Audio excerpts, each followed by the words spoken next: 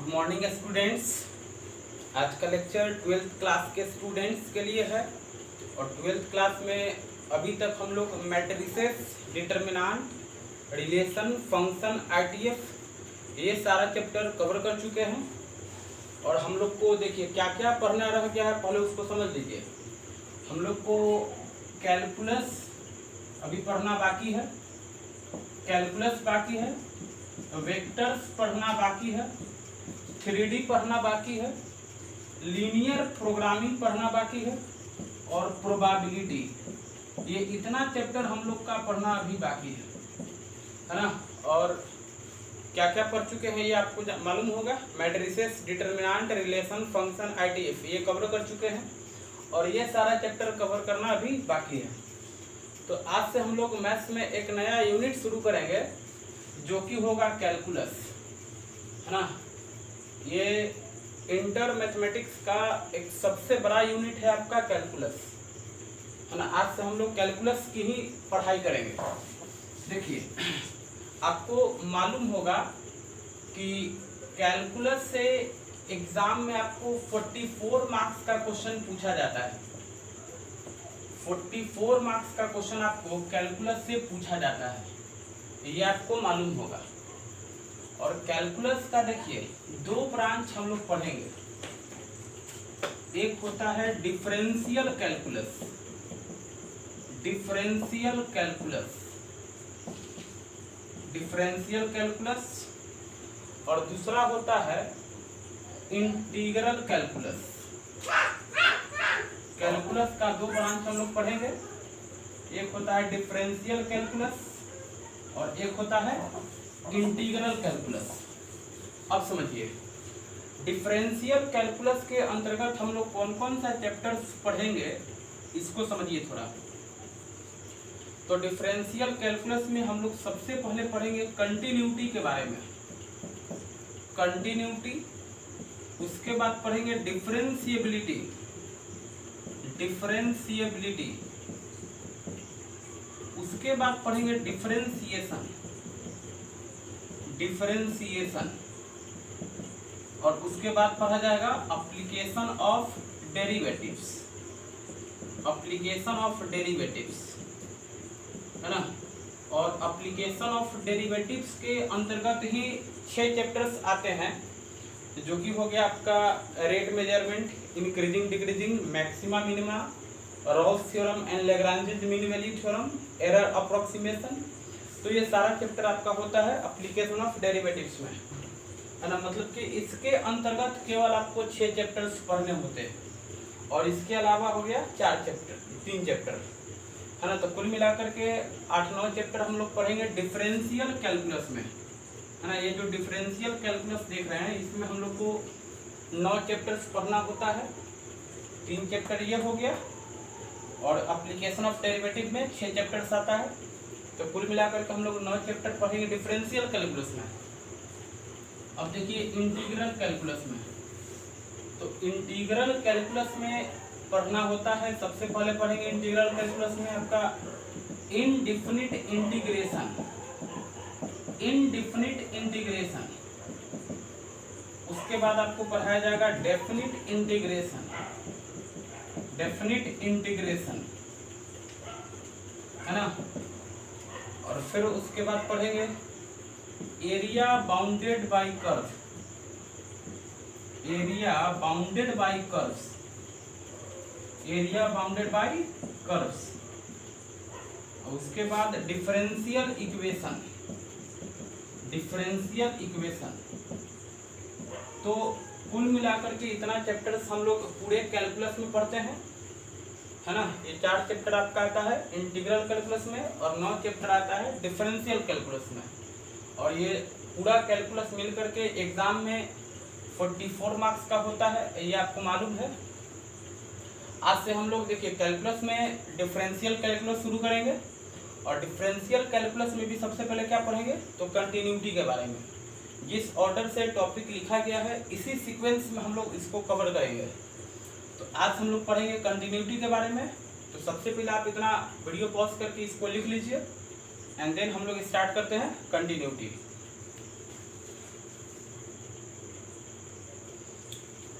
चलिए अब हम शुरू करने जा रहे हैं कंटिन्यूटी। ध्यान से समझिएगा, ये आपका नया चैप्टर है, पहली बार पढ़ने जा रहे हैं। बहुत आसान चैप्टर है ना, कॉन्सेप्ट वाला चैप्टर है, इसको ध्यानपूर्वक समझना है, सीखना है। देखिए कंटिन्यूटी, कंटिन्यूटी ये जो वर्ड है कंटिन्यूअस से रिलेटेड है। कंटिन्यूटी किससे रिलेटेड है? कंटिन्यूअस से।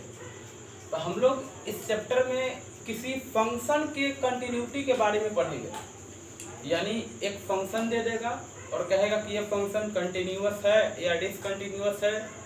इसी का स्टडी हम लोग इस कंटिन्यूटी चैप्टर में करेंगे। तो इसके लिए सबसे पहले हमें जानना होगा कि कंटिन्यूअस फंक्शन का मतलब क्या होता है, डिसकंटिन्यूअस फंक्शन का मतलब क्या होता है। तो देखिए कंटिन्यूअस फंक्शन, कंटिन्यूअस फंक्शन, कोई फंक्शन कंटिन्यूअस कब कहा जाएगा इसको समझिए।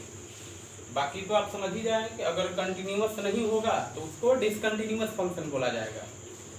तो पहले कंटिन्यूअस फंक्शन क्या होता है इसको समझना जरूरी है। देखिए कंटिन्यूअस फंक्शन वो फंक्शन होते हैं जिनका ग्राफ किसी पॉइंट पे ब्रेक नहीं किया है। मतलब वैसा फंक्शन जिसका ग्राफ कहीं पे ब्रेक नहीं है, यानी ग्राफ लगातार है, कहीं पे टूटा नहीं है, तो वैसे फंक्शन को कंटिन्यूअस फंक्शन कहते हैं। और डिसकंटिन्यूअस फंक्शन का मतलब हो गया कि वैसा फंक्शन जिसका ग्राफ किसी पॉइंट पे ब्रेक कर गया है ना, वैसा फंक्शन जिसका ग्राफ किसी पॉइंट पे ब्रेक कर गया है उसे हम लोग डिसकंटिन्यूअस फंक्शन बोलते हैं। जैसे आप समझिए यहाँ पे देखिए एक्स एक्सिस वाई एक्सिस, कोई फंक्शन है y बराबर एफ एक्स है ना, कोई फंक्शन है y बराबर एफ एक्स।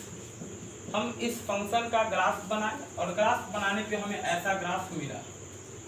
हमें एक फंक्शन दिया हुआ था y बराबर एफ एक्स, हम इस फंक्शन का ग्राफ ड्रॉ किए और देखे कि ग्राफ ऐसा बन रहा है। तो आप इस ग्राफ में देख क्या रहे हैं कि इस फंक्शन का जो ग्राफ है ये कहीं ब्रेक नहीं किया है, मतलब लगातार है मतलब कहीं ब्रेक नहीं किया है। तो अगर किसी फंक्शन का ग्राफ लगातार हो यानी कहीं पे ब्रेक नहीं किया हो तो वैसे फंक्शन को कंटिन्यूअस फंक्शन कहेंगे। यानी y बराबर एफ एक्स ये जो फंक्शन है बोलो कैसा फंक्शन हो जाएगा? Continuous function. इस फंक्शन को क्या बोलेंगे? इस फंक्शन को बोलेंगे कंटिन्यूअस फंक्शन, क्योंकि इस फंक्शन का ग्राफ कहीं पे ब्रेक नहीं किया है। अच्छा समझिए, कहीं मान लीजिए कि ग्राफ इस तरीके से दिख रहा है, ग्राफ ऐसे आया और फिर इसके बाद ये हो गया। तो आप इस ग्राफ में क्या देख रहे हैं? बोलो ये ग्राफ भी कहीं पे ब्रेक नहीं किया है, लगातार है ना। ग्राफ यहाँ से चल के यहाँ तक पहुँचा, फिर यहाँ से ऐसे कर्व हो गया, मतलब ये भी कहीं पे ब्रेक नहीं किया है। मतलब ये कैसा फंक्शन है? बोलो कंटिन्यूअस फंक्शन है ना। अच्छा मान लीजिए कहीं ग्राफ आपको ऐसा दिख रहा है, कहीं पे ग्राफ आपको इस तरीके से दिखा, यहाँ से ग्राफ चला यहाँ तक पहुँचा और इसके बाद ग्राफ ऐसे टर्न हो जाता है। देखिए समझिएगा, इसके बाद ये ग्राफ ऐसे चल गया। अब देखिए इस ग्राफ में आप देख क्या रहे हैं? चलिए इस पॉइंट को हम नाम दे दिए suppose x equal to a। तो ये जो ग्राफ है, ये जो हम अभी ग्राफ बनाए हैं, इस ग्राफ में देखिए कि x बराबर a पर ये ग्राफ ब्रेक कर गया है। देखिए यहाँ से ग्राफ चलना शुरू किया, यहाँ पे खत्म हुआ, उसके बाद फिर ग्राफ यहाँ से स्टार्ट होता है। मतलब कि x बराबर a पे ग्राफ ये ब्रेक कर गया है। तो अगर किसी पॉइंट पे किसी फंक्शन का ग्राफ ब्रेक कर जाए तो हम कहेंगे कि कंटिन्यूअस नहीं है, मतलब ये ग्राफ कंटिन्यूअस फंक्शन का ग्राफ नहीं है। और अगर कोई फंक्शन कंटिन्यूअस नहीं होता है तो उसे क्या बोलते हैं? बोलो डिसकंटिन्यूअस फंक्शन। तो इसे बोलेंगे डिसकंटिन्यूअस फंक्शन। डिसकंटिन्यूअस फंक्शन, ये डिसकंटिन्यूअस फंक्शन का ग्राफ हो गया है ना। कहीं पे ग्राफ आपको ऐसा दिख रहा है, बात समझिए, ग्राफ ऐसे गया ऐसे हो गया। तो इस ग्राफ में भी आप देख रहे होंगे कहीं पे ग्राफ ब्रेक नहीं किया है, मतलब एक ऐसा फंक्शन है, बोलो कंटिन्यूअस फंक्शन है। कंटिन्यूअस फंक्शन है यानी कि ब्रेक नहीं किया है, कंटिन्यूअस फंक्शन। अच्छा मान लीजिए कहीं आपको ऐसा दिख रहा है ग्राफ,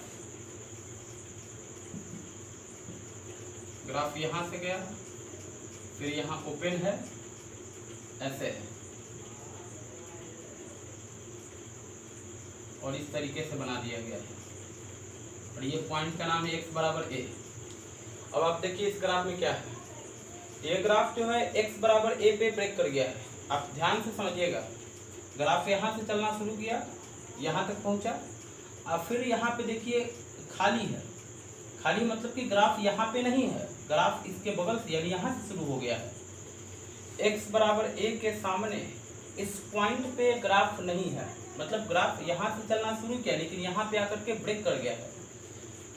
तो हम बोलेंगे कैसे फंक्शन का ग्राफ है, तो आप बोलेंगे ये डिसकंटिन्यूअस फंक्शन का ग्राफ हो गया। डिसकंटिन्यूअस फंक्शन है ना, डिसकंटिन्यूअस फंक्शन का ये ग्राफ है।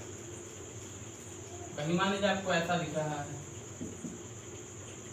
आपको समझिएगा, यहाँ से चलना शुरू किया, इस तरीके से हुआ, और फिर उसके बाद ग्राफ ऐसे चल जाता है, ये हो गया। इस पॉइंट को हम नाम दे दिए x बराबर अल्फा।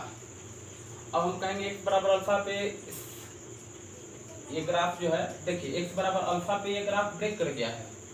अल्फा के देखिए यहाँ से चलना शुरू किया, ग्राफ यहाँ तक पहुँचा, और फिर उसके बाद ग्राफ यहाँ पे आ गया है, मतलब कि अल्फा के सामने ब्रेक कर गया है। हम बोले कैसा फंक्शन है, तो बोले डिसकंटिन्यूअस फंक्शन है। तो आपको है ना, अगर किसी फंक्शन का ग्राफ दे दे या पूछे कि कंटिन्यूअस है कि डिसकंटिन्यूअस है, तो आप एकदम इजीली बता सकते हैं, है कि नहीं। कंटिन्यूअस मतलब कि ग्राफ ब्रेक नहीं करना चाहिए, कंटिन्यूअस। अगर ग्राफ कहीं पे ब्रेक कर गया है तो आप बोलेंगे डिसकंटिन्यूअस। इसका डेफिनेशन समझिएगा, डेफिनेशन हम लिख रहे हैं, ध्यान से समझिए। ये फंक्शन y बराबर fx, एक फंक्शन आपको दिया हुआ है y बराबर fx, is said to B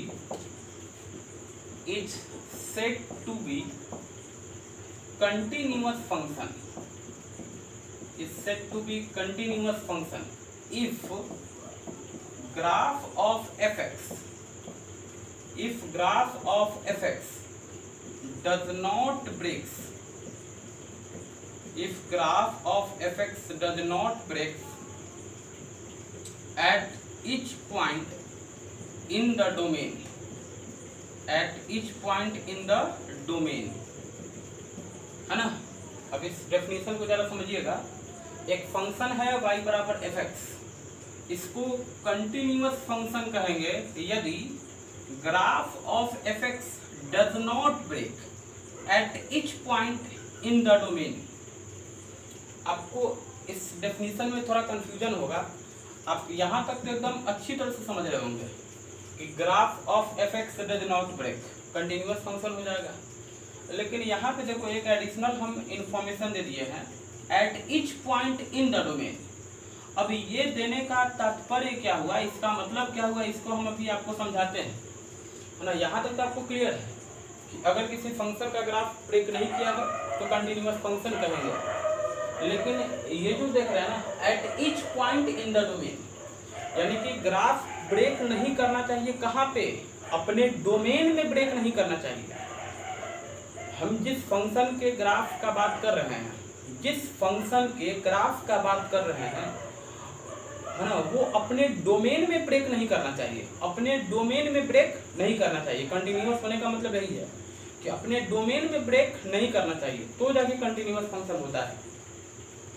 कभी कभी ऐसा होता है कि ग्राफ किसी पॉइंट पे ब्रेक किया है लेकिन वो पॉइंट उसके डोमेन में शामिल ही नहीं है, तो वैसे फंक्शन वैसे कंडीशन में कंटिन्यूअस कहा जाता है। अभी हम आपको वैसे फंक्शन का एग्जांपल देंगे, लेकिन आप समझिए अभी कि कभी कभी ऐसा भी होता है कि कोई ग्राफ ब्रेक कर गया है लेकिन जिस पॉइंट पे ब्रेक किया है वो पॉइंट उस फंक्शन के डोमेन में नहीं है। तब होता क्या कि ब्रेक करने के बावजूद भी उस फंक्शन को कंटिन्यूअस फंक्शन बोला जाता है ना। यानी कि कंडीशन क्या हो गया कंटिन्यूअस होने का, कि ब्रेक नहीं करना चाहिए। कहाँ पे, अपने डोमेन में, अपने डोमेन में ब्रेक नहीं करना चाहिए। बात समझ गए, अपने डोमेन में ब्रेक नहीं करना चाहिए, यानी फंक्शन का जो डोमेन है उस डोमेन में ब्रेक नहीं करना चाहिए। है ना। डोमेन के बाहर अगर किसी पॉइंट पे ब्रेक किया है तो उसे कंटिन्यूअस बोलेंगे, कोई दिक्कत नहीं है। अभी डोमेन जो हम वर्ड यूज कर रहे हैं इसका मतलब क्या है ये हम आपको एग्जांपल से क्लियर करते हैं। पहले आप इतना बढ़िया से नोट कर लीजिए। देखिए अब जो हम आपको बात बताएं कि कंटिन्यूअस होने के लिए डोमेन के प्रत्येक पॉइंट पे ग्राफ कंटिन्यूअस होना चाहिए, यानी कि डोमेन में ब्रेक नहीं करना चाहिए। तो ये जो डोमेन बोल रहे हैं इसका मतलब क्या होता है जरा समझिए। ये फंक्शन चैप्टर में बताया जाता है कि डोमेन और रेंज क्या होता है, लेकिन फिर भी हम आपको भी थोड़ा बता रहे हैं, बात समझिए।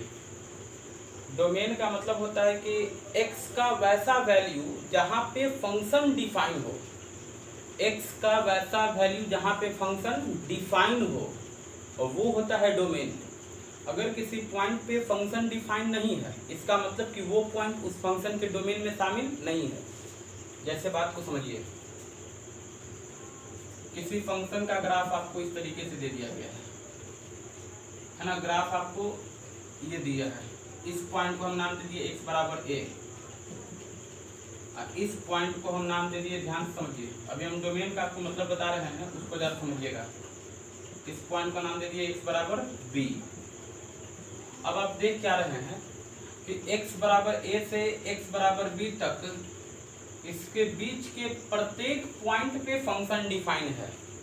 बोला कैसे जाने कि फंक्शन डिफाइन है, तो कहने का मतलब यह है कि हर पॉइंट पे कुछ न कुछ वैल्यू आपको मिलेगा।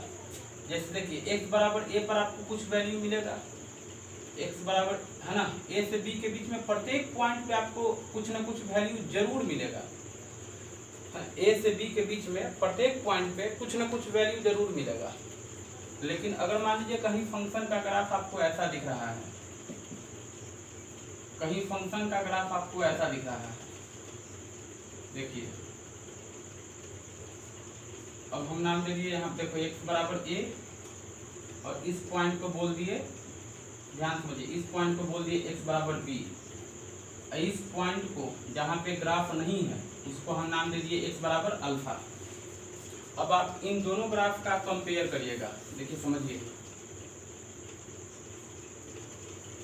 है ना। ये वाला है, इस पॉइंट को हम नाम दिए x बराबर a, और ये पॉइंट है x बराबर b।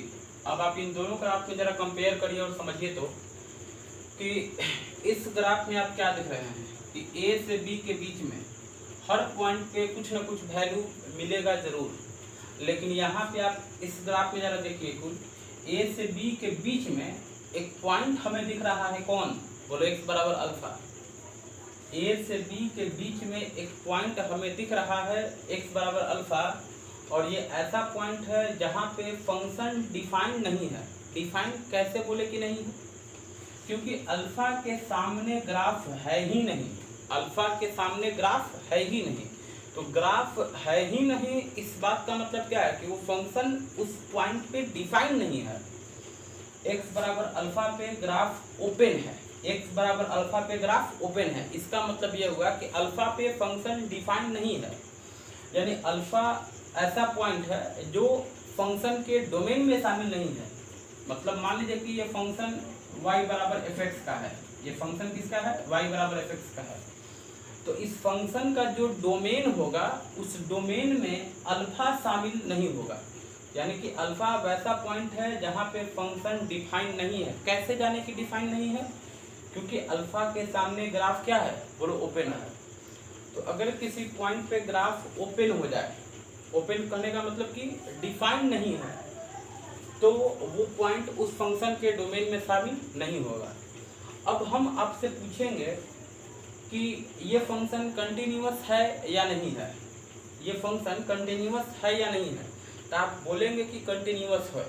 क्यों कंटिन्यूअस है, क्योंकि जिस पॉइंट पे ग्राफ ब्रेक किया है, देखिए ग्राफ कहाँ पे ब्रेक है, बोलो अल्फा पे। ग्राफ कहाँ पे ब्रेक है, x बराबर अल्फा पे। तो ग्राफ जिस पॉइंट पे ब्रेक किया है वो पॉइंट इस फंक्शन के डोमेन में शामिल नहीं है। इसका मतलब कि ये कैसा फंक्शन है, कंटिन्यूअस फंक्शन है। बात समझ गए, क्या बोले, कंटिन्यूअस फंक्शन है। तो कंटिन्यूअस होने का मतलब क्या है कि डोमेन के प्रत्येक पॉइंट पे कंटिन्यूअस होना चाहिए, डोमेन के प्रत्येक पॉइंट पे कंटिन्यूअस होना चाहिए, है ना, आपका कंफ्यूजन नहीं होना चाहिए। देखिए अल्फा पे ग्राफ ब्रेक किया है, लेकिन जिस पॉइंट पे ब्रेक किया है वो पॉइंट फंक्शन के डोमेन में शामिल नहीं है, तो इसका मतलब कि कंटिन्यूअस रहेगा, कंटिन्यूअस होने में कोई दिक्कत नहीं है। अगर डोमेन में ग्राफ ब्रेक कर जाए, फंक्शन का जो डोमेन है उस डोमेन में ही ग्राफ ब्रेक कर जाए, तब जाके डिसकंटिन्यूअस बोलेंगे, है ना। ग्राफ जहाँ पे ब्रेक किया है वो पॉइंट इसके डोमेन में शामिल नहीं है, इसका मतलब कि ये कंटिन्यूअस फंक्शन है। और ये तो कंटिन्यूअस है ही, आप समझ रहे होंगे, क्योंकि ए से बी तक ग्राफ लगातार है, यानी कि ए से बी के बीच में हर पॉइंट पे ग्राफ डिफाइन है ना। यानी ए से बी के बीच में ग्राफ कहीं ब्रेक नहीं गया, यानी कंटिन्यूअस है। अब देखिए कंफ्यूजन कहाँ पे होता है वो हम आपको बताने जा रहे हैं, समझिएगा। अगर कहीं पे मान लीजिए कि ग्राफ इस तरीके से दिया हुआ है, ठीक है, समझिए, अगर कहीं पे ग्राफ इस तरीके से दिया हुआ है, यहाँ से गया, यहाँ पे ओपन है और ये है इस तरीके से, ये हम x बराबर अल्फा नाम दे दिए। अब देखिए हम चलिए, अब देखिए, अब हम आपसे पूछते हैं कि चलिए ये ग्राफ किसका है, y बराबर fx का है, ये ग्राफ है आपका y बराबर fx का। तो हम कहेंगे कि fx के डोमेन में अल्फा शामिल है या नहीं है ना। आपसे सवाल किया गया कि fx के डोमेन में x बराबर अल्फा शामिल है या नहीं है। तो हम अभी आपको क्या बताएं कि डोमेन का मतलब होता है कि जहाँ पे फंक्शन डिफाइन हो, और फंक्शन डिफाइन होने का मतलब क्या है कि उस पॉइंट पे ग्राफ एग्जिस्ट करना चाहिए, है ना, उस पॉइंट पे ग्राफ एग्जिस्ट करना चाहिए। तो आप देखिए तो x बराबर अल्फा पे ग्राफ है या नहीं है। तो आप देखो x बराबर अल्फा पे, आप देखिए ये जो डॉट आप देख रहे हैं ना, डॉट कहने का मतलब कि ग्राफ यहाँ पे है और कहीं ओपन है, इसका मतलब समझेंगे कि ग्राफ वहाँ पे नहीं है। तो इसमें आप क्या देख रहे हैं कि यहाँ पे डॉट बना दिया गया है, कि डॉट कहने का मतलब कि x बराबर अल्फा पे ग्राफ है, और ग्राफ कहाँ पे है, बोलो यहाँ पे है। अल्फा पे ग्राफ कहाँ है, यहाँ पे है, यानी कि इस फंक्शन में x बराबर अल्फा डालेंगे तो आपको कुछ ना कुछ वैल्यू मिलेगा। लेकिन इसमें आप क्या देखते हैं कि x बराबर अल्फा पे ग्राफ है ही नहीं, यहाँ तो ओपन है, केवल ओपन है। लेकिन यहाँ पे क्या देखते हैं कि x बराबर अल्फा पे ग्राफ यहाँ पे है, यानी कि इसमें x बराबर अल्फा डालेंगे तो कुछ ना कुछ वैल्यू मिलेगा, यानी x बराबर अल्फा इसके डोमेन में शामिल है। अब देखिए, अब हम आपसे पूछते हैं कि ये कंटिन्यूअस फंक्शन का ग्राफ है या नहीं है। तो आपका जवाब क्या होगा, कंटिन्यूअस है या डिसकंटिन्यूअस है। आप सोचिए, खुद से सोचिए। तो हम आपको डेफिनेशन का बताएं कि डोमेन के किसी पॉइंट पे ब्रेक नहीं करना चाहिए। x बराबर अल्फा इसके डोमेन में शामिल है, ये तो आपको समझ में आ रहा होगा, क्लियर, क्योंकि अल्फा पे ग्राफ है ना, अल्फा पे ग्राफ एग्जिस्ट कर रहा है, मतलब कि x बराबर अल्फा इसके डोमेन में शामिल है। अब x बराबर अल्फा डोमेन में शामिल है और अल्फा पे ग्राफ ब्रेक भी किया है, अल्फा पे ग्राफ ब्रेक भी किया है, यानी कि जिस पॉइंट पे ग्राफ ब्रेक किया है वो पॉइंट इसके डोमेन में शामिल है। इसका मतलब ये हुआ कि ये डिसकंटिन्यूअस, सॉरी ये क्या हो गया, डिसकंटिन्यूअस। इसको हम क्या बोलेंगे, इसको बोला जाएगा डिसकंटिन्यूअस फंक्शन, और इसको क्या बोलेंगे, बोलो ये कंटिन्यूअस फंक्शन कहलाएगा, ये कहलाएगा आपका कंटिन्यूअस फंक्शन। कंटिन्यूअस इसलिए है कि जिस पॉइंट पे ग्राफ ब्रेक किया है वो पॉइंट डोमेन में शामिल नहीं है, इसलिए कंटिन्यूअस है। और इसमें देखिए कि जिस पॉइंट पे ग्राफ ब्रेक किया है वो डोमेन में शामिल है, यानी डोमेन के किसी पॉइंट पे ग्राफ ब्रेक कर गया है, यानी डिसकंटिन्यूअस। और अच्छी तरह समझिए, जैसे मान लीजिए कि, है ना, कहीं पे ग्राफ आपको इस तरीके से दिख रहा है, जैसे आप पढ़े होंगे fx बराबर 10x, आप 10x का ग्राफ पढ़े होंगे ट्रिग्नोमेट्री में, fx equal to 10x, sin x cos x tan x सबका ग्राफ ट्रिग्नोमेट्री में बताया जाता है। तो 10x का ग्राफ इस तरीके से होता है, आप पढ़े होंगे, ठीक है, नहीं पढ़े होंगे तो अभी से भी समझ जाइए कि 10x का ग्राफ कैसा होता है। देखिए 10x का ग्राफ इस तरीके से बनता है, ये होता है आपका 0, ये होता है π/2, और फिर ग्राफ देखिएगा यहाँ से स्टार्ट होता है आपका, ये पाई पे पहुंचता है, फिर आपका ये 3π/2 पे आकर के इस तरीके से ग्राफ हो जाता है ना। 3π/2 है ये पॉइंट आपका, क्या है 3π/2 है। अब देखिए हम आपसे पूछेंगे कि ये जो ग्राफ आप देख रहे हैं fx = 10x का, fx = 10x, ये जो ग्राफ बनाए हैं, आप इस ग्राफ को देख के बताइए कि कंटिन्यूअस है या डिसकंटिन्यूअस है ना। कंटिन्यूअस है या डिसकंटिन्यूअस है, यही आपसे पूछा जा रहा है। तो ढेर लोग इसको बताते हैं कि डिसकंटिन्यूअस है। उनका एक्सप्लेनेशन क्या होता है, तो वो लोग कहते हैं कि देखिए सर π/2 पे ग्राफ ब्रेक कर गया है, π/2 के पहले ग्राफ यहाँ पे था, अब π/2 के बाद ग्राफ यहाँ पे आ गया है ना।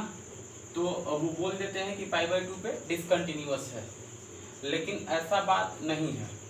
ये ग्राफ जो है ये ब्रेक किया है, लेकिन फिर भी इसको क्या बोलेंगे, कंटिन्यूअस। क्यों बोलेंगे, अब आप रीजन समझिए। रीजन ये है कि जिस पॉइंट पे ग्राफ ब्रेक किया है वो पॉइंट इसके डोमेन में शामिल नहीं है। देखिए हम आपको बताते हैं, हम आपको डोमेन का मतलब क्या बताएं कि डोमेन मतलब होता है कि वैसा पॉइंट जहाँ पे फंक्शन डिफाइन हो, और वो होता है डोमेन। जैसे फंक्शन क्या है, fx = 10x है, और 10x को आप लिखते हो sin x/cos x। 10x को क्या लिखते हैं, sin x/cos x। अब देखिए ग्राफ आपको कहाँ पे ब्रेक दिख रहा है, बोलो π/2 पे दिख रहा है, 3π/2 पे भी दिख रहा है। तो आप देखो, तो आप देखिए पहले कि π/2 इसके डोमेन में शामिल है या नहीं है। ऐसा ही नहीं बोलना है कि कंटिन्यूअस है या डिसकंटिन्यूअस है। अगर ग्राफ आपको कहीं ब्रेक दिखता है तो पहले आप चेक कर लीजिए कि वो पॉइंट डोमेन में है या नहीं है। तो आप इसमें x के जगह पे π/2 रख के देखिए। हम इसमें x के जगह π/2 अगर रख दें, x को हटा के क्या रख देंगे, π/2। तो ये देखिए sin π/2 और नीचे हो जाएगा cos π/2। x को हटा के क्या रख रहे हैं, π/2। अब आपको मालूम होगा कि sin π/2 का वैल्यू 1 होता है, cos π/2 0 होता है। 1/0 क्या बोलेंगे, बोलो अनडिफाइंड। 1/0 क्या बोलेंगे, बोलो अनडिफाइंड बोलेंगे। तो यहाँ कहने का मतलब क्या हुआ समझिए, π/2 10x में, इस फंक्शन में यानी कि 10x में जब हम x की जगह π/2 डालते हैं तो क्या मिलता है, अनडिफाइंड है। यानी कि 10x π/2 पे अनडिफाइंड है। तो π/2 इस फंक्शन के डोमेन में शामिल नहीं होगा। हम आपको क्या बताया, डोमेन मतलब होता है x का वैसा वैल्यू जहाँ पे फंक्शन डिफाइन हो, यानी कि जहाँ पे फंक्शन का वैल्यू कुछ ना कुछ मिल रहा है, और वो होता है डोमेन। तो जब हम π/2 इसमें डालते हैं तो क्या मिलता है, बोलो अनडिफाइंड मिलता है। तो अगर किसी पॉइंट पे फंक्शन अनडिफाइंड हो जाए तो कहीं कि वो पॉइंट डोमेन में शामिल नहीं है। तो π/2 पे ग्राफ ब्रेक तो किया है, लेकिन ये पॉइंट इसके डोमेन में शामिल नहीं है। तो इसका मतलब ये क्या बोला जाएगा, बोलो ये कंटिन्यूअस फंक्शन बोलेंगे। यानी हम कहेंगे 10x कैसा फंक्शन है भाई, तो कंटिन्यूअस फंक्शन है। कैसा फंक्शन है, कंटिन्यूअस फंक्शन है। यानी हम आपको कॉन्सेप्ट क्या बताए कि अगर ग्राफ लगातार है, कहीं ब्रेक नहीं किया है, तब तो कंटिन्यूअस सही है, कोई दिक्कत नहीं है। लेकिन अगर ग्राफ ब्रेक किया है तो आप पहले देख लीजिए कि जिस पॉइंट पे ब्रेक किया है वो पॉइंट उसके डोमेन में है या नहीं है ना। तो ग्राफ ब्रेक किया है और वो पॉइंट डोमेन में है, इसका मतलब कि वो डिसकंटिन्यूअस है। और यदि ग्राफ ब्रेक किया है और वो पॉइंट डोमेन में है ही नहीं, इसका मतलब कि वो कंटिन्यूअस ही रहेगा, है ना। जैसे कि 10x में हम देखते हैं कि π/2 पे ग्राफ ब्रेक किया है, लेकिन π/2 इसके डोमेन में शामिल नहीं है, इसका मतलब कि कंटिन्यूअस फंक्शन है। इसमें भी आप वही देखते हैं, अल्फा पे ग्राफ ब्रेक किया है, लेकिन अल्फा इसके डोमेन में शामिल है ही नहीं, माने कंटिन्यूअस फंक्शन है। इसमें आप क्या देखें कि अल्फा पे ग्राफ ब्रेक किया है, लेकिन अल्फा इसके डोमेन में शामिल है। तो अगर डोमेन के ही किसी पॉइंट पे ग्राफ ब्रेक कर जाए, इसका मतलब क्या बोल देंगे, डिसकंटिन्यूअस।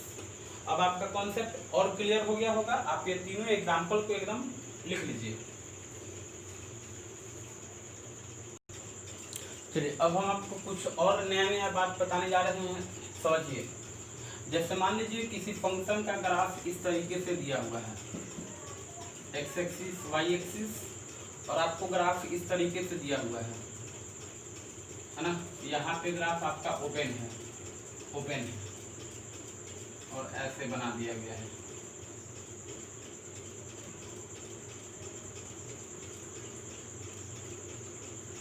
देखिए इस पॉइंट को हम नाम दे दिए x बराबर a। देखिए ये ग्राफ किसका है, तो ये ग्राफ है आपका y बराबर fx का, यानी y बराबर fx कोई फंक्शन दिया हुआ था, उसका हम ग्राफ प्लॉट किए और ग्राफ इस तरीके से दिखा। अब हम आपसे पूछते हैं कि ये फंक्शन कैसा है, कंटिन्यूअस है या डिसकंटिन्यूअस है। तो आप देखिए कि ये ग्राफ x बराबर a पर ब्रेक किया है, x बराबर a पे ब्रेक किया है, x बराबर a पर ब्रेक किया है, और जिस पॉइंट पे ब्रेक किया है वो पॉइंट डोमेन में शामिल है। क्यों शामिल है, क्योंकि x बराबर a पर ग्राफ एग्जिस्ट कर रहा है। x बराबर a पर देखो ग्राफ यहाँ पे है, x बराबर a के सामने ग्राफ है और x बराबर a पे ब्रेक भी किया है। इसका मतलब कि जिस पॉइंट पे ब्रेक किया है वो डोमेन में है। इसका मतलब कि ये फंक्शन कैसा हो जाएगा, बोलो डिसकंटिन्यूअस। फंक्शन कैसा हो जाएगा, बोलो डिसकंटिन्यूअस फंक्शन। चलिए अब हम आपको कोई और पॉइंट लेके दिखाते हैं। जैसे मान लीजिए कि यहाँ पे एक पॉइंट ले लिए, ध्यान से समझिए, x बराबर a है, ये हो गया आपका x बराबर b। अब हम कहेंगे x बराबर b पे, x बराबर b पे इस पॉइंट पे, यानी x बराबर b पे इस फंक्शन का नेचर कैसा है, माने कंटिन्यूअस है या डिसकंटिन्यूअस है। आपको पूरे फंक्शन के बारे में बात नहीं कर रहे हैं, इस पॉइंट पे यानी x बराबर b, इस पर्टिकुलर पॉइंट पे इस फंक्शन का बिहेवियर कैसा है ना। इस पर्टिकुलर पॉइंट पे यानी x बराबर b पे इस फंक्शन का बिहेवियर कैसा है। तो आप बोलिएगा कि x बराबर b पे तो ग्राफ ब्रेक नहीं किया है, x बराबर b पे ग्राफ है, लगातार है, यानी x बराबर b पे कैसा है, कंटिन्यूअस है ना। हम कहेंगे एट x बराबर b, x बराबर b इस पॉइंट पे फंक्शन का बिहेवियर कैसा है। तो आप बोलेंगे x बराबर b पे कैसा है, कंटिन्यूअस फंक्शन है। अच्छा चलिए एक और पॉइंट लेते हैं, x बराबर a के जस्ट बाद, x बराबर आप a देखें और x बराबर a के जस्ट बाद हम यहाँ पे एक पॉइंट ले लिए, समझिएगा। x बराबर a के जस्ट बाद एक पॉइंट ले लिए, x बराबर अल्फा। x बराबर a के जस्ट बाद क्या ले लिए, x बराबर अल्फा। देखिए समझिए, ये जो पॉइंट है आपका x बराबर a है और ये जो अभी लिखे हैं ये x बराबर अल्फा है। अब देखिए चलिए ये x बराबर a है और ये पॉइंट आपका x बराबर अल्फा है। अब देखिए हम कहें कि अल्फा से लेकर के b तक, अल्फा से लेकर के b तक, देखिए अल्फा से लेके कहाँ तक, b तक, अल्फा से लेकर के b तक इस इंटरवल में फंक्शन का नेचर कैसा है, मतलब कंटिन्यूअस है या डिसकंटिन्यूअस है। तो आप देखेंगे कि अल्फा से लेके b तक कहीं पे भी ग्राफ ब्रेक नहीं किया है। अल्फा के सामने ग्राफ देखो यहाँ पे है और b पॉइंट पे ग्राफ यहाँ पे है, तो यहाँ से यहाँ तक आने में कहीं पे ब्रेक नहीं किया है। तो अल्फा से लेके b तक में क्या बोलेंगे, बोलो कंटिन्यूअस फंक्शन, कंटिन्यूअस फंक्शन। और समझिए अब हम a के जस्ट पहले एक पॉइंट लेते हैं, a के जस्ट पहले, चलिए ये आपका बीच वाला x बराबर a है और ये जो अभी पॉइंट लिया है, चलो ये x बराबर बीटा है। आप बोलेंगे बीटा पे ग्राफ का नेचर कैसा है, तो बोलो कंटिन्यूअस है। बीटा के सामने ग्राफ है मतलब कंटिन्यूअस है, बीटा पे ग्राफ ब्रेक नहीं किया है, कंटिन्यूअस है। चलिए और एक पॉइंट हम यहाँ पे लेते हैं, इस पॉइंट को हम नाम दे दिए C। अब देखो तो C से लेकर के B में, C से लेकर के बीटा तक, चौथा पॉइंट समझिएगा, C से लेकर के बीटा तक इस इंटरवल में यानी C से लेकर बीटा तक में ग्राफ का नेचर कैसा है, कंटिन्यूअस है या डिसकंटिन्यूअस है। तो आप बोलेंगे कि एकदम कंटिन्यूअस है, कोई दिक्कत नहीं है, क्योंकि देखिए C के सामने ग्राफ यहाँ पे है, बीटा के सामने ग्राफ यहाँ पे है और यहाँ से यहाँ तक आने में कहीं पे ग्राफ ब्रेक नहीं किया है, कंटिन्यूअस फंक्शन है। अब देखिए मजा तब आएगा, अब आएगा समझिए, बीटा से लेकर के अल्फा में, ये बीच में आपका x बराबर a है, बीटा से लेकर के अल्फा में हम इस इंटरवल का बात कर रहे हैं, बीटा से लेकर के अल्फा में इस इंटरवल में ग्राफ का नेचर कैसा है। तो देखो बीटा के सामने ग्राफ आपका यहाँ पे है और अल्फा के सामने ग्राफ यहाँ पे है। तो बीटा से लेके अल्फा तक में देखिए तो ग्राफ ब्रेक किया है कि नहीं, तो आप बोलेंगे एकदम ब्रेक किया है। कहाँ पे भाई, तो x बराबर a पे, यानी बीटा से अल्फा तक जाने में ग्राफ ब्रेक किया है। कहाँ पे ब्रेक किया है, बोलो x बराबर a पे, है ना। यानी बीटा से लेके अल्फा तक में इस पूरे इंटरवल में ग्राफ कंटिन्यूअस नहीं है। बीटा से अल्फा के बीच में एक ऐसा पॉइंट हमें मिल रहा है जहाँ पे ग्राफ ब्रेक कर गया है। इसका मतलब कि बीटा से लेके अल्फा तक में ग्राफ कैसा बोलेंगे, बोलो डिसकंटिन्यूअस, डिसकंटिन्यूअस, है ना, डिसकंटिन्यूअस। आप यहाँ पे समझिएगा, अल्फा से लेके बी तक में कंटिन्यूअस। तो किसी इंटरवल में कोई फंक्शन कंटिन्यूअस कब कहलाएगा, जब उस इंटरवल के प्रत्येक पॉइंट पे कंटिन्यूअस हो, यानी कहीं ब्रेक नहीं किया। देखिए हम आपको बताएं कि बीटा से लेके अल्फा तक, है ना, बीटा से लेके अल्फा तक में इन इंटरवल बीटा से अल्फा, ये जो इंटरवल आप देख रहे हैं ना, इस इंटरवल के बीच में एक पॉइंट आ रहा है कौन, x बराबर a, और ये ऐसा पॉइंट है जहाँ पे ग्राफ ब्रेक कर गया है।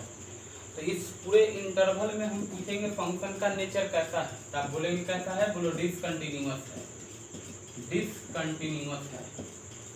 यानी आपको समझ में आ गया होगा, किसी इंटरवल में कंटिन्यूअस तब कहेंगे जब उस इंटरवल के प्रत्येक पॉइंट पे कंटिन्यूअस हो, तब जाके कंटिन्यूअस। अगर इंटरवल में एक भी पॉइंट ऐसा मिल गया जहाँ पे ग्राफ ब्रेक कर गया है, तब वो क्या बोला जाएगा, वो डिसकंटिन्यूअस बोला जाएगा। तो बीटा से लेकर अल्फा तक में डिसकंटिन्यूअस होगा, क्योंकि बीटा से अल्फा के बीच में एक पॉइंट दिख रहा है a, जहाँ पे ग्राफ ब्रेक कर गया है, यानी क्या है, डिसकंटिन्यूअस। आप इतना बात पहले नोट करिए। देखिए अब हम आपको बताने जा रहे हैं continuity of a function at a point, यानी किसी पॉइंट पे फंक्शन का कंटिन्यूटी। तो ग्राफ से तो ये एकदम आराम से बता सकते हैं कि कोई फंक्शन किसी पॉइंट पे कंटिन्यूअस है या नहीं है ना। लेकिन एग्जाम में हम लोग को ग्राफ बना करके नहीं देता है। ऐसा नहीं कि आपको ये ग्राफ बना दिया और पूछेगा कि ये कंटिन्यूअस है या डिसकंटिन्यूअस है, ऐसा नहीं आता है। आपको एक फंक्शन दे देगा और बोलेगा कि वो फंक्शन किसी पॉइंट पे कंटिन्यूअस है या नहीं है, ये आपको चेक करके बताना होता है। तो देखिए उसका कॉन्सेप्ट क्या है, जरा समझिएगा। चलिए हम आपको यहाँ पे बताते हैं। जैसे देखिए एक्स एक्सिस वाई एक्सिस हम एक ग्राफ यहाँ पे बना लिए, है ना। चलिए ये ग्राफ और एक और ग्राफ बनाते हैं। आप दोनों ग्राफ में कंपेयर कर करके सीखेंगे, देखिएगा।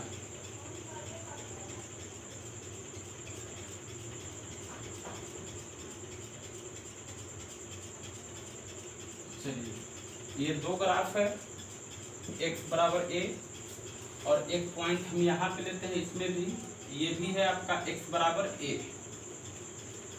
देखिए हम आपसे अगर पूछे कि इस ग्राफ को देख करके बताइए कि x बराबर a पे कंटिन्यूअस है कि डिसकंटिन्यूअस है, तो आपका जवाब एकदम क्लियर होगा कि ये फंक्शन x बराबर a पे कंटिन्यूअस है और ये वाला फंक्शन x बराबर a पे डिसकंटिन्यूअस है। ये तो एकदम स्पष्ट होगा ग्राफ से, ये हम आपको अभी बता दिए। अब देखिए ये कंटिन्यूअस है, इसका मतलब क्या हुआ, जरा समझिएगा।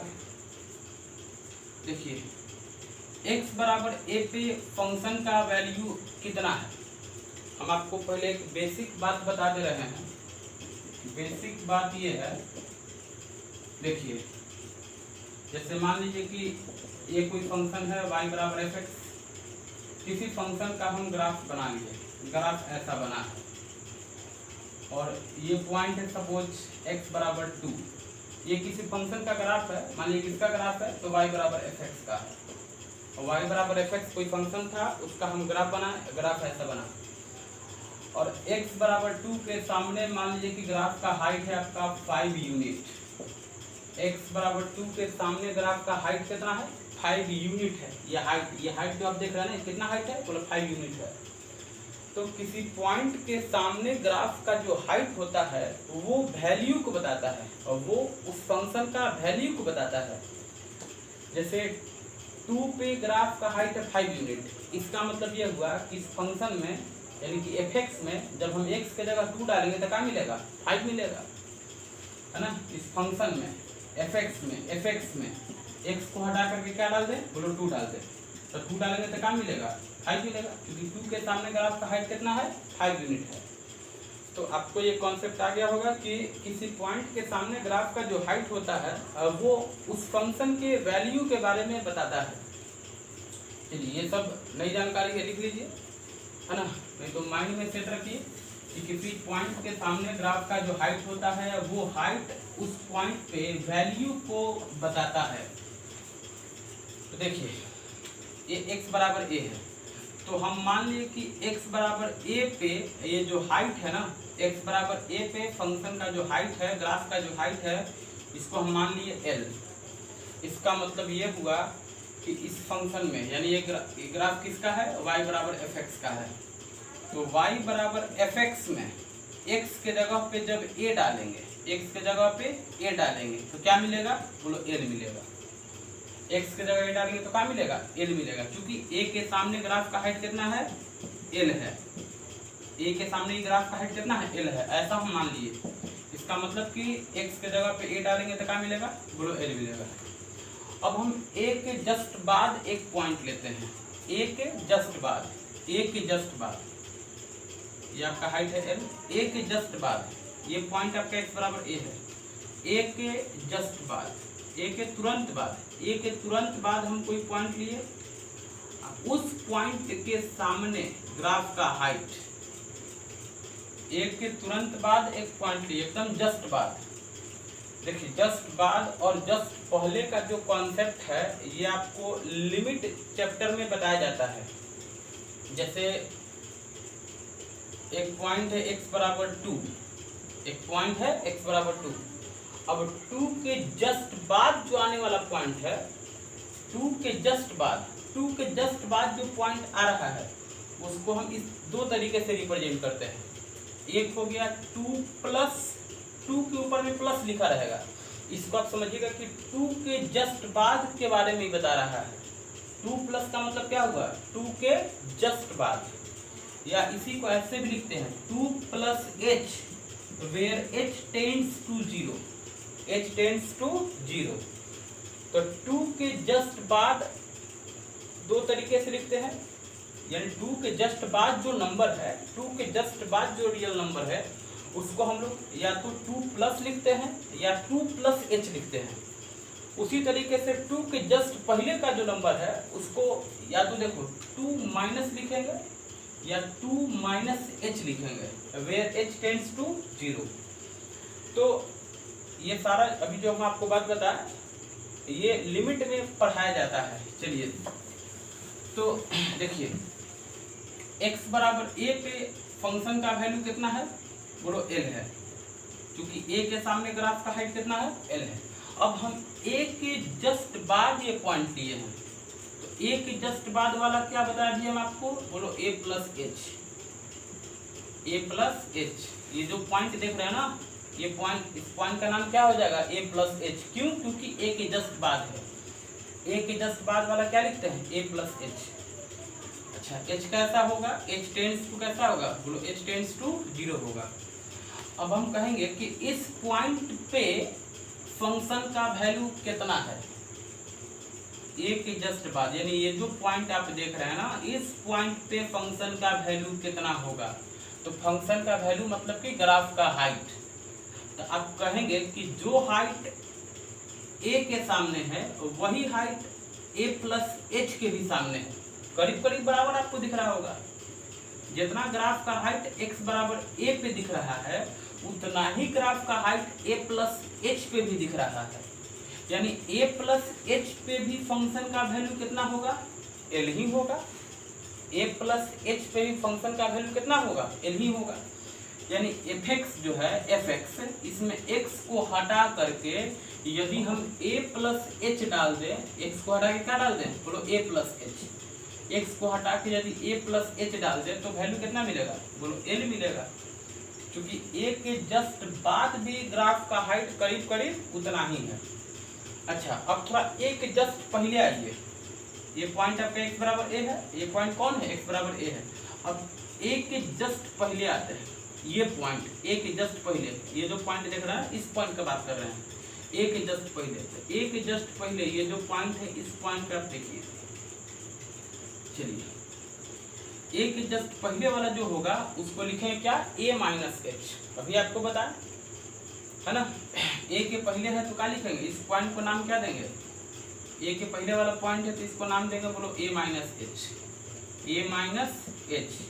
h कैसा होगा, h टेंड्स टू 0 होगा, ये लिखती है h कैसा होगा, h टेंड्स टू 0 होगा। तो a के जस्ट पहले a माइनस एच, तो इस पॉइंट पे फंक्शन का वैल्यू कितना है, हम आपसे पूछ रहे हैं कि इस पॉइंट पे फंक्शन का वैल्यू कितना है। तो इस पॉइंट के सामने देखिए तो ग्राफ का हाइट कितना है, तो आप बोलेंगे कि उतना ही है जितना x बराबर a पे था, लगभग लगभग बराबर है। तो a के जस्ट पहले यानी a माइनस एच पे भी फंक्शन का वैल्यू उतना ही होगा जितना कि a पे है ना। a माइनस एच पे भी, जैसे fx में x को हटा करके यदि हम a माइनस एच डाल दें तो भी वैल्यू कितना मिलेगा, बोलो l ही मिलेगा। यानी हम आपको ये बताएं कि देखिए इस ग्राफ में स्पष्ट हो रहा है कि जितना वैल्यू x बराबर a पे है उतना ही वैल्यू a के जस्ट बाद वाले पॉइंट पे है और उतना ही वैल्यू a के जस्ट पहले वाले पॉइंट पे है। अब देखिए a पे फंक्शन का वैल्यू l है, a प्लस h पे भी फंक्शन का वैल्यू l है, a माइनस h पे भी फंक्शन का वैल्यू l है। अच्छा अभी आपको बताएं h कैसा है, h टेंड्स टू 0 है, तो यहाँ पे लिखना होगा h tends to 0, limit h tends to 0, इसमें भी h कैसा है, h टेंड्स टू 0 है ना। a प्लस h यानी a के जस्ट बाद वाले पॉइंट पे फंक्शन का वैल्यू l है, a के जस्ट पहले वाले पॉइंट पे फंक्शन का वैल्यू l है। अच्छा चलिए इस ग्राफ से तो ये एनालिसिस किया हम लोग, अब इस ग्राफ का एनालिसिस कीजिए, आप इस ग्राफ का एनालिसिस कीजिए और देखिए क्या होता है। आपसे ये पूछा जाएगा कि ये फंक्शन कैसा है, कंटिन्यूअस है या डिसकंटिन्यूअस है, तो आप सीधा बोलेंगे कि ये फंक्शन डिसकंटिन्यूअस है। कहाँ पे डिसकंटिन्यूअस है जी, तो एट x बराबर a पे। चलिए अब आप इसमें ध्यान दीजिएगा क्या हो रहा है। हम कहेंगे कि x बराबर a पे फंक्शन का वैल्यू बताइए, तो आप देखिए तो x बराबर a के सामने ग्राफ का हाइट, x बराबर a पे ग्राफ कहाँ है, बोलो यहाँ पे है, x बराबर a पे ग्राफ यहाँ पे है, और यहाँ से लेके यहाँ तक का जो हाइट है इस हाइट को चलिए हम नाम दे दिए l, क्या नाम दे दिए l, है ना। यहाँ से लेके यहाँ तक का जो हाइट है इस हाइट को हम नाम दे दिए l। इसका मतलब ये है कि a पर फंक्शन का वैल्यू कितना हो जाएगा, बोलो l हो जाएगा। ये पॉइंट कौन सा है, x बराबर a है। अब a के जस्ट बाद ये जो गैप देख रहे हैं ना, इतना गैप नहीं है, a के तुरंत बाद है, तो a के जस्ट बाद इस पॉइंट यानी a प्लस h। अब देखिए तो a प्लस h पे भी हाइट करीब करीब उतना ही होगा जितना हाइट x बराबर a पे है। आप ये कर सकते हैं, a के सामने ग्राफ का हाइट कितना माने थे l, a प्लस h पे भी हाइट कितना होगा, बोलो l। यानी a के जस्ट बाद जो पॉइंट है a प्लस h, वहां पे भी फंक्शन का वैल्यू कितना है, l ही है। यानी fx में x को हटा करके यदि हम a प्लस h डाल दें तो वैल्यू कितना मिलेगा, l मिलेगा। h कैसा होता है, तो टेंड्स टू 0, क्योंकि a के जस्ट बाद है, a के तुरंत बाद लिखते हैं a plus h where h tends to 0, और a के तुरंत पहले को लिखते हैं a minus h where h tends to 0। तो a प्लस h, यहाँ पे h कैसा है, तो बोलो टेंड्स टू 0 है। अच्छा अब हम पहले आपसे a के तुरंत पहले वाला कहानी देखते हैं। ये पॉइंट x बराबर a है। अब a के तुरंत पहले आइए तो a पे ग्राफ यहाँ पे है। अब a के पहले देखो तो ग्राफ कहाँ है, बोलो यहाँ पे है। ये ग्राफ आपका x बराबर a पे है। a के तुरंत पहले देखिए ग्राफ यहाँ पे है। तो a के तुरंत पहले, a के जस्ट पहले तो ए के जस्ट पहले जो ग्राफ का हाइट है वो बोलो एल के बराबर नहीं है। हाँ, ए के जस्ट पहले ग्राफ का जो हाइट है वो एल के बराबर नहीं है, वो किसके बराबर है? मान लीजिए कि L1 के बराबर है। तो ए के जस्ट पहले इस पॉइंट को नाम क्या देते हैं? बोलो A minus H, A minus H, A minus H. तो ए माइनस एच पे ग्राफ का जो हाइट है वो L1 है, यानी ए माइनस एच पे फंक्शन का वैल्यू कितना हो जाएगा? L1 हो जाएगा। ए माइनस एच पे फंक्शन का वैल्यू कितना है? L1 है। एच कैसा होगा यहाँ पे? Tends to 0। क्यों? क्योंकि हम ए के तुरंत पहले का बात कर रहे हैं, ए के जस्ट पहले है ना, इसलिए A minus H where is tends to 0। तो ए के जस्ट पहले यहाँ पे वैल्यू कितना है? L1 है। और आप देख क्या रहे हैं कि ये जो L1 है ना वो L के बराबर नहीं है। अब आप दोनों ग्राफ में देखिए, इसमें हम क्या देख रहे हैं कि जो वैल्यू ए पर है वही वैल्यू ए के जस्ट बाद है, वही वैल्यू ए के जस्ट पहले है। यानी ए पे वैल्यू, ए के जस्ट बाद फंक्शन का वैल्यू और ए के जस्ट पहले फंक्शन का वैल्यू तीनों बराबर है, और तीनों बराबर है। और ये ग्राफ कैसा है? x बराबर ए पे, x बराबर ए पे कैसा ग्राफ है? बोलो कंटिन्यूअस ग्राफ है। x बराबर ए पे ग्राफ कैसा है? कंटिन्यूअस है। तो कोई फंक्शन किसी पॉइंट पे कंटिन्यूअस तभी होगा, जैसे देखिए ये फंक्शन x बराबर ए पे कंटिन्यूअस है, तो हम लोग क्या निष्कर्ष निकालें कि जो वैल्यू x बराबर ए पे है वही वैल्यू ए के जस्ट बाद है, वही वैल्यू ए के जस्ट पहले है। और यदि ऐसा है तो कंटिन्यूअस है।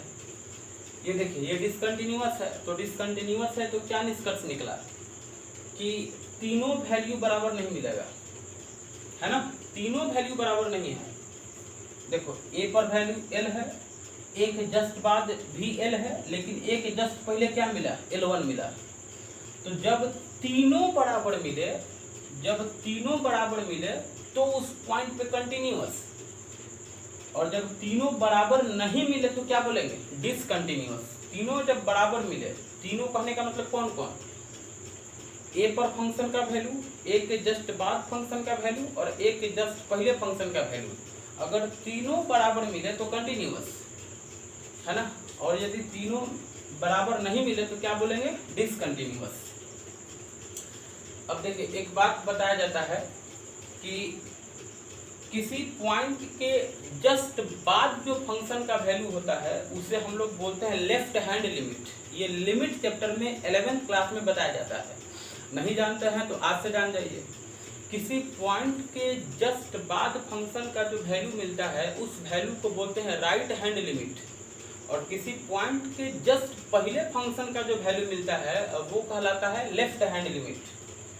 तो देखिए a प्लस एच पे फंक्शन का वैल्यू कितना है? L है, तो इसे हम बोलेंगे राइट हैंड लिमिट। क्या बोलेंगे? Right hand limit. तो राइट हैंड लिमिट कितना है? L है। और a के जस्ट पहले फंक्शन का वैल्यू कितना है? L है।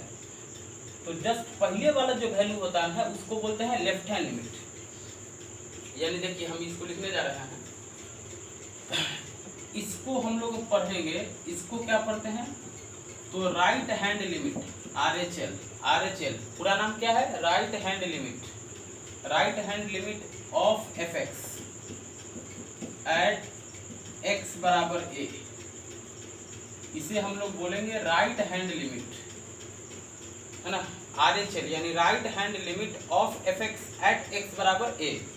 और ये जो देख रहे हैं ना, इसे हम लोग बोलते हैं left hand limit. Left hand limit, ध्यान समझिएगा,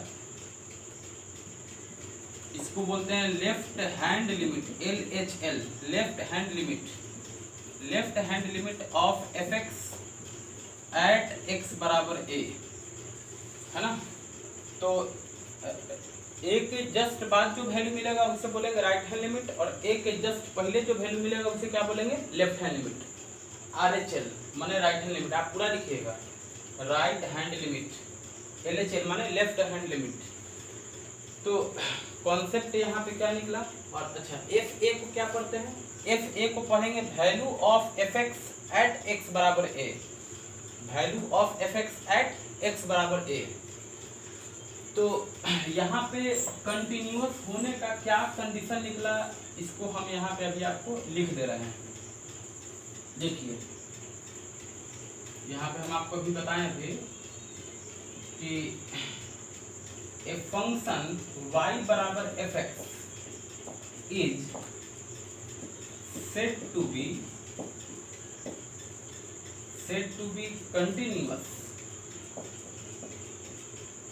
be continuous at x बराबर a if कंटिन्यूअस कब कहेंगे if है ना if value of F X at X बराबर a एफ ए को क्या पढ़ते हैं value of F X at X बराबर a उसे हम लोग पढ़ते हैं F A if F A equal to right hand limit equal to left hand limit है ना। जो वैल्यू x बराबर a पे है वही वैल्यू राइट हैंड लिमिट का भी होना चाहिए, वही वैल्यू लेफ्ट हैंड लिमिट का भी होना चाहिए। ये राइट हैंड लिमिट का मतलब क्या है आप समझ रहे होंगे। राइट हैंड लिमिट का मतलब हो गया कि a के जस्ट बाद फंक्शन का वैल्यू, यानी limit h tends to 0 f of a plus h है ना। Limit h tends to 0 f of a plus h, यानी a के जस्ट बाद फंक्शन का वैल्यू। और लेफ्ट हैंड लिमिट का मतलब क्या हुआ कि limit h tends to 0 f of a minus h, यानी a के जस्ट पहले फंक्शन का वैल्यू और a के जस्ट बाद फंक्शन का वैल्यू और a पर फंक्शन का वैल्यू यदि तीनों बराबर आता है तो कंटिन्यूअस, अदरवाइज क्या बोलेंगे डिसकंटिन्यूअस। आप इतना बात बढ़िया से नोट कर लीजिए पहले।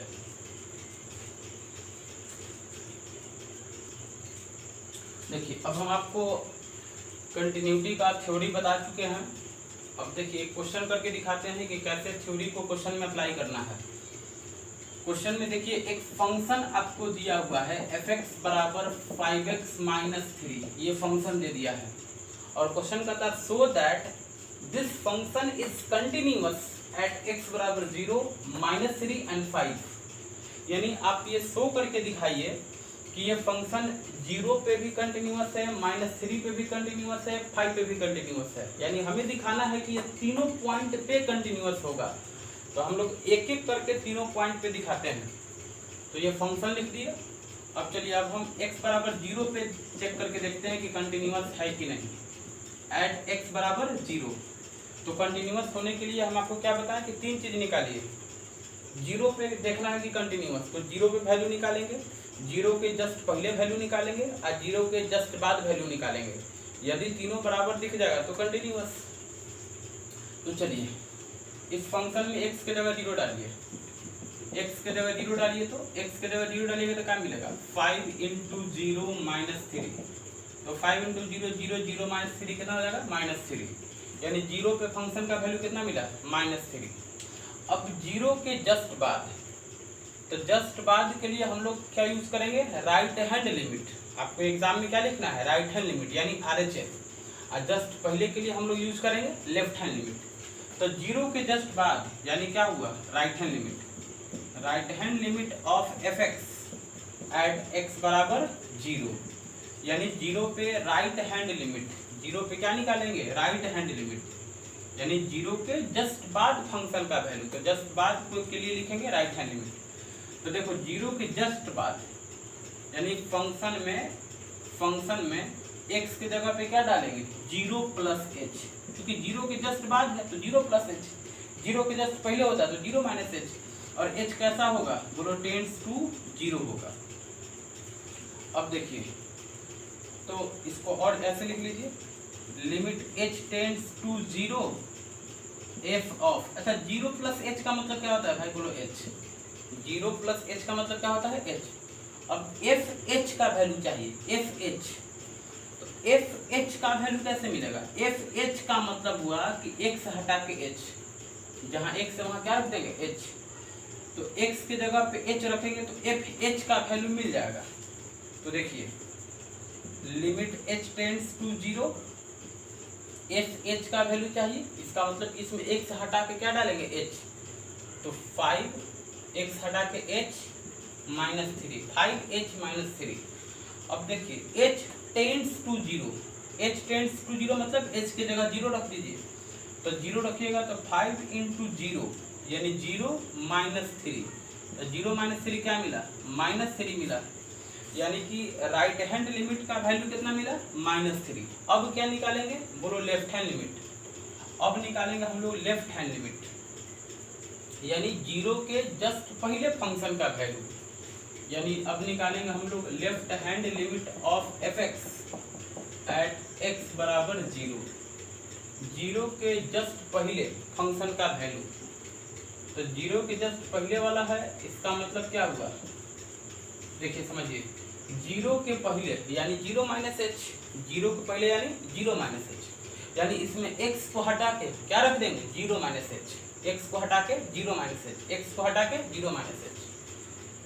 एफ एक्स में एक्स को हटाइए, क्या रखेंगे, जीरो माइनस एच। एच कैसा होगा, बोलो टेंड्स टू जीरो होगा। एच कैसा होगा, टेंड्स टू जीरो होगा। अब limit H tends to zero, zero minus H का मतलब होता है minus H, zero minus H का मतलब क्या होता है, माइनस एच। अब देखिए एक्स के जगह F minus H, F minus H कहाँ से आएगा, एफ माइनस एच कहाँ से आएगा, तो जहाँ पे एक्स देख रहा है ना, वहाँ पे माइनस एच रख दीजिए, एक्स की जगह क्या रख दीजिए, माइनस एच, एक्स की जगह पे माइनस एच, एक्स की जगह माइनस एच रखिएगा ना, तो एफ माइनस एच का वैल्यू मिल जाएगा। तो limit H tends to zero, 5 X की जगह माइनस एच -3, और एच की जगह क्या रखना है, जीरो, एच की जगह क्या रखना है, जीरो, तो जीरो रखिएगा, तो 5 इंटू जीरो यानी जीरो -3, इसका वैल्यू क्या निकला, बोलो -3 निकला। तो यहाँ देखिए जीरो पे फंक्शन का वैल्यू -3, जीरो पे राइट हैंड लिमिट -3, और जीरो पे लेफ्ट हैंड लिमिट भी क्या मिला, -3, तीनों बराबर मिल गया। तो यहाँ पे लिखेगा, आपको लिख देना लास्ट में क्लियरली, जीरो पे फंक्शन का value equal to right hand limit equal to left hand limit, तीनों बराबर मिल गया। जो वैल्यू जीरो पे है वही वैल्यू राइट हैंड लिमिट का है, वही वैल्यू लेफ्ट हैंड लिमिट का है, यानी तीनों बराबर है। और जब तीनों बराबर हुआ इसलिए क्या बोल देंगे, F X is continuous, F X is continuous. कहाँ पे जी, तो एट एक्स बराबर जीरो पे, जीरो पे क्या निकल गया, कंटिन्यूअस। लिखिए जल्दी। चलिए अब हम लोग इसी फंक्शन का कंटिन्यूटी चेक करते हैं -3 पे। देखिए समझिए, इसी फंक्शन का कंटिन्यूटी चेक करते हैं कहाँ पे, -3 पे। तो जिस तरीके से जीरो पे चेक किया गया उसी तरीके से -3 पे भी चेक करना है। एट एक्स बराबर -3 पे कंटिन्यूटी चेक करने जा रहे हैं। तो पहले तो -3 पे फंक्शन का वैल्यू निकालेंगे, -3 पे फंक्शन का वैल्यू, एक्स हटा के -3 डालिए, 5 इंटू -3 एक्स हटा के क्या डाल देंगे, -3, एक्स हटा के -3, तो इसका वैल्यू निकालिए, -15 -3 -18 आ गया। अब -3 के जस्ट बाद वैल्यू निकालिए, तो जस्ट बाद के लिए क्या बोले हैं आपको, RHL राइट हैंड लिमिट, यानी अब हम निकालेंगे right hand limit RHL at X बराबर -3 पे राइट हैंड लिमिट, -3 पे राइट हैंड लिमिट, यानी -3 के जस्ट बाद, यानी जो एफ एक्स देख रहे हैं ना, एफ एक्स, इसमें एक्स के जगह क्या रखिएगा, -3 प्लस एच, चूंकि -3 के जस्ट बाद का बात हो रहा है, -3 के जस्ट बाद का बात हो रहा है। RHL का मतलब क्या होता है, जस्ट बाद, LHL का मतलब क्या होता है, जस्ट पहले।